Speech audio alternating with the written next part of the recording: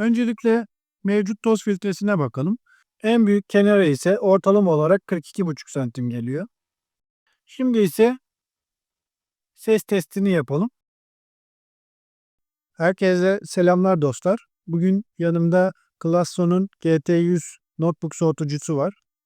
İnternet üzerinde notebook soğutucusu arıyorsanız 18 inç bir notebook'a sahipseniz özellikle soğutucu bulmak konusunda da zorlanıyoruz. Bu ürünün satışına baktığım zaman 17,3 inç notebooklar için destekleniyor dese de kutusunda da görüldüğü gibi 14 ve 19 inç laptoplar için kullanılabilir yazılmış. Dilerseniz bu ürünün kutu açılımını hep birlikte gerçekleştirelim. Şimdi ise ürünü çıkartalım. Şu şekilde ve gayet kaliteli bir USB kablosu mevcut. USB'den USB'ye bu arada. Notebook soğutucusuna güç alırken harici bir yerden güç almanızı tavsiye ediyorum. Mevcut notebook üzerinden güç almayın. Daha sağlıklı ve daha verimli, daha hızlı çalışıyor haliyle, öyle söyleyebilirim. Ürünün yan kısımlarında zarar görmemesi için köpük kullanılmış. Gayet güzel. Bu da ürünü haliyle taşıma sırasında zararlardan koruyor. Daha sonrasında telefonumuzu tutması için yan bölümde bir aparat bulunuyordu haliyle. Bu da o aparat. Bunu da cihazımıza takacağız ve olurunu olmazını konuşacağız. Bu sebeple bunu şimdilik kenara koydum. Klasson ürünümüzü çıkartıyorum kutusundan. Son olarak da haliyle bu ürün filtresi olduğu için içerisinden filtre çıkıyor. Bakalım. 2 adet toz filtresi gönderilmiş. Ek olarak da açıklamalar mevcut. Ürünün toz filtresini, güvenlik kapağı vesaire. Kullanım kılavuzunun Türkçe olması da gayet güzel. Bunu da aynı şekilde içerisine koyarak şimdilik ürünü kaldıralım. Ürünü mevcut poşetinden çıkartıyorum. Karşınızda Klasson. Ürüne bakacak olursak şu kısımlarda notebook'umuzu koyduğumuz zaman kenetlenmesini sağlayabilmemiz için, ayar yapabilmemiz için tutacaklar mevcut. Bu tutacaklar yukarı ve aşağı aynı şekilde mevcut yerinden çıkabiliyor. Daha büyük notebooklar için alt bölümdeki raya alınabilir. Küçük notebooklar için de bir üst bölüme alınabilir. Ayrıyetten ürünlerin dilerseniz bu şekilde kullanabilirsiniz. Direkt notebook'u bu şekilde buraya koyabilirsiniz.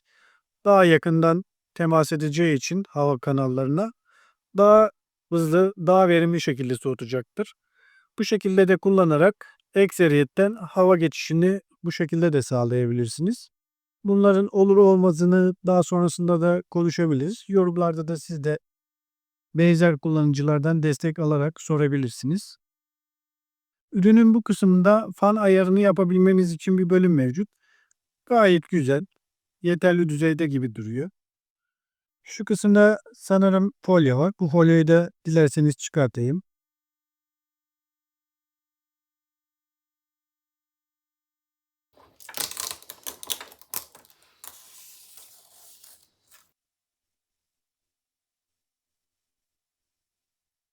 Ürüne baktığımız zaman telefon tutacak için bölümleri mevcut. Ürünün telefon tutacağını kullanabilmeniz için notebook'u biraz havaya kaldırmanız gerekiyor. Yani bu şekilde kullanmaya çalıştığınız zaman mevcut telefon tutacağını takamayabilirsiniz. Telefon tutacağını şu şekilde göstereyim size. Ürünü açtığınızı varsayalım. Şu bölümlerde telefon tutacağının girmesi için bölümler mevcut. Hem sağ hem de sol bölümde.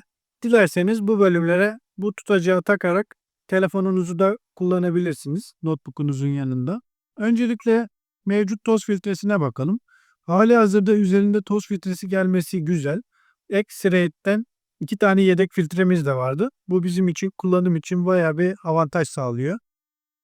Şu şekilde çıkartıyorsunuz. Görüldüğü gibi toz filtresi. Bunu herhangi bir süpürgeyle çektikten sonra tekrar geri takarak notebook'unuza toz girmesini de önleyebilirsiniz. Şu şekilde taktırıp bastırdığınız halde gayet güzel ve oturaklı bir şekilde yerine geçiyor. Yan çevirip baktığımız zaman 1, 2, 3, 4, 5, 6, 7 kademeden oluşacak şekilde boy ayarı yapabilirsiniz. Hemen o boy ayarını da yaparak size göstereyim. En öndeki bölüme taktığınız takdirde bu şekilde bir boy alabilirsiniz.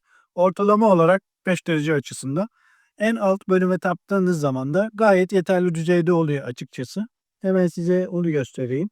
En alt bölümde bu şekilde. Gayet daha rahat, daha stabil bir şekilde kullanabilirsiniz. Tamamıyla size kalmış bir şey. Telefon tutacağını da yan bölümdeki bulunan az önceki gösterdiğim alanı takarak kullanabilirsiniz. Koyduğunuz zaman şu şekilde duruyor. Herhangi bir 45 derecelik bir eğim yok. Örnek olarak bir telefon koyduğunuz zaman dik bir şekilde duruyor. Kullanım olarak bence çok rahat olmayacaktır. Sadece olası bir bildirimde görmenize yarayacaktır. Ekranda bastığım zaman gayet güzel tutuyor. Yani sadece bunu bu şekilde tutmak için bilmiyorum kullanmaya değer mi değmez mi onu da sizin bileceğiniz iş açıkçası. Ben çok kullanmayacağım için şimdilik bunu kenara ayırdım. Şimdi dilerseniz ürünü takalım. Işıklandırması nasıl, hızı nasıl, sesi nasıl onu size göstereyim. Genellikle kullanıcılar çok yüksek sesli çalıştığını söylüyor ama herhangi bir test göremedim. Ben de elimden geldiğince size göstermeye çalışacağım. Bir de kullanıcıların göstermediği ekseriyetten bir şey var. Şu kenarların ölçümleri. Ben ürünü size ölçerek göstermek istiyorum. Eğer siz de bu ürünü almaya karar verirseniz büyük bir notebook'unuz varsa bu ölçümleri referans alabilirsiniz. Şu şekilde metremi tuttuğumda bu bölüm 38 santim geliyor. En büyük kenarı ise ortalama olarak 42,5 santim geliyor. Öyle söyleyeyim. Orta kısım ise 38, 39,5 diyebiliriz. Ben notebook'umu ölçtüğüm takdirde 40,5 gibi bir ölçüyü aldım. Ama ürünün herhangi bir ölçüsünü yazan bir kaynak görmemiştim. Bu sebeple size veriyorum. Görüldüğü gibi 28,5 santim. Ortalama olarak da 40,5 santim bir eli var notebook'umun. Şu şekilde koyduğum zaman gayet güzel dolu dolu şekilde şunları da kaldırayım hatta. Şöyle notebook'umu da açıyorum. Koydum. 18 inçlik 40 santim bir notebook gayet güzel ve stabil şekilde buraya sığıyor. Ekseriyetten şu bölümleri de aşağıya bastırıyorum ki yerinde gayet oturaklı ve sağlıklı bir şekilde dursun. Şimdi ise ürünün ses testini yapalım.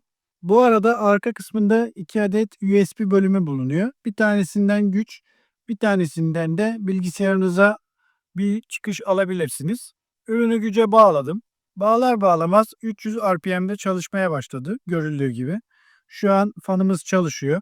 Öncelikle RGB ledlerin çalışmasını göstereyim.